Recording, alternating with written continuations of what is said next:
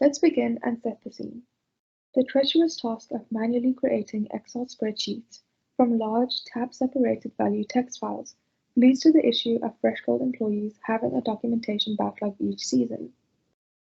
Our system aims to alleviate that backlog by automating the text-to-Excel process. We have two users, the FreshGold documentation clerk and the shipper. As a documentation clerk, I will log into the system using my FreshGold credentials. Once logged in, I have my text file, which is an EDI file, ready to be uploaded to the system. We assume that the EDI file has been validated. I navigate to the Upload EDI file page, where I upload my text file to the local drive.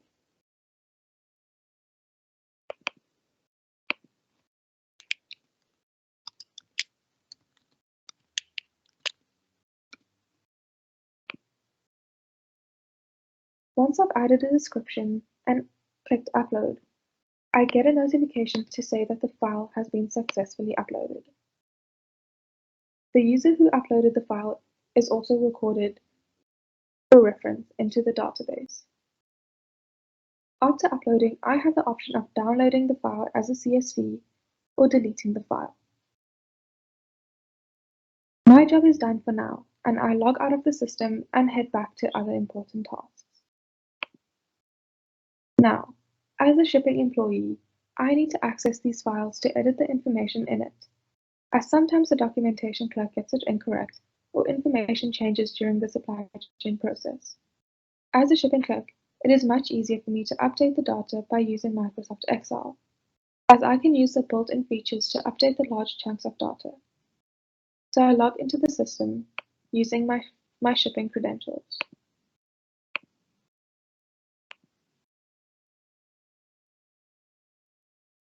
I navigate to the shipping dropdown because I want to access the EDI files that the documentation clerk has uploaded. As you can see, my access level does not allow me to add any new files to the system, but I am able to view and download the files. So I go ahead and view the file that I need to edit.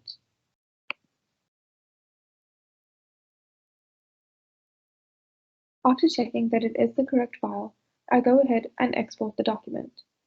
I can choose to export this data into a PDF or an Excel spreadsheet. Exporting to Excel downloads the text file as an Excel file straight to my system. Upon opening, I can edit the file in whichever way I choose. After editing, I head back to the system in order to upload this document.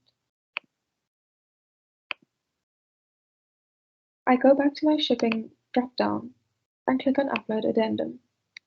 Here, as a shipper, I am able to upload an Excel spreadsheet. Once I've added a description,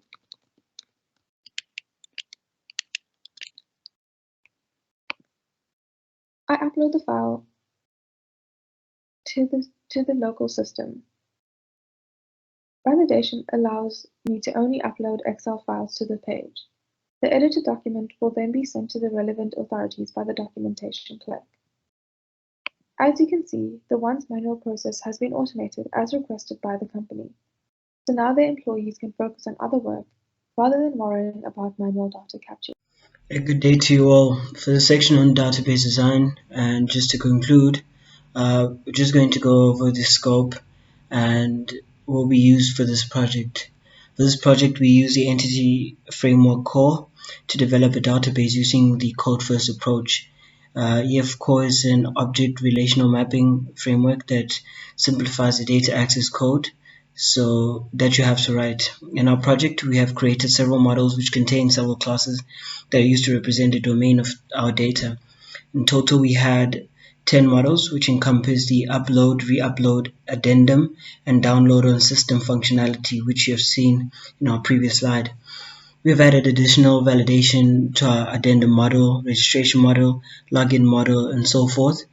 With the project scope in mind, we have created validation which sets the maximum string lengths for individual string items, and this allows us to take the exact data from our CSV/text file. This in effect makes it easier to ensure data is being extracted from the text file, is reliable, and is of good quality. The data is moved from the database and exported to Excel file, then into the Addendum report, which is created by the PPCB Authorities API. And as you saw from our Excel file, the data is exported correctly.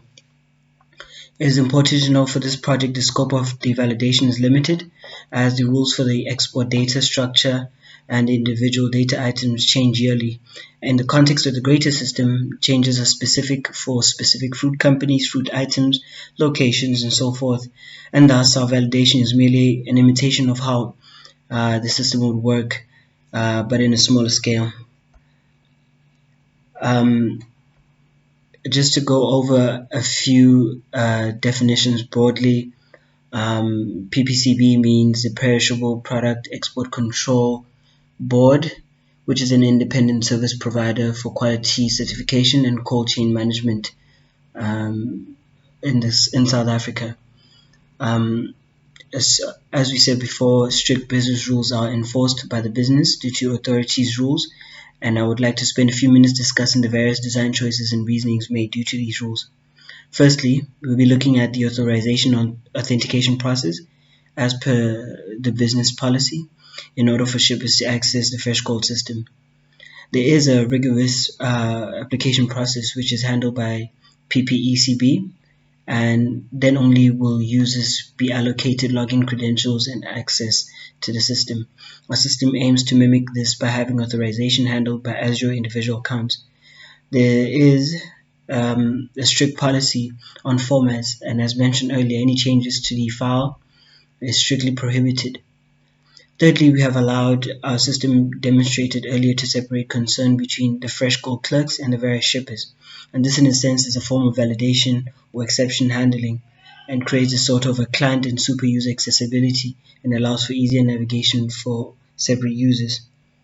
Going forward, we would suggest extra functionality as a database integration with other servers, the system being used as a utility and used as an API to handle documents, electronic certification, and maybe allow changes to be done on the system and not in Excel, which would save a lot of times for those businesses who are constrained technologically.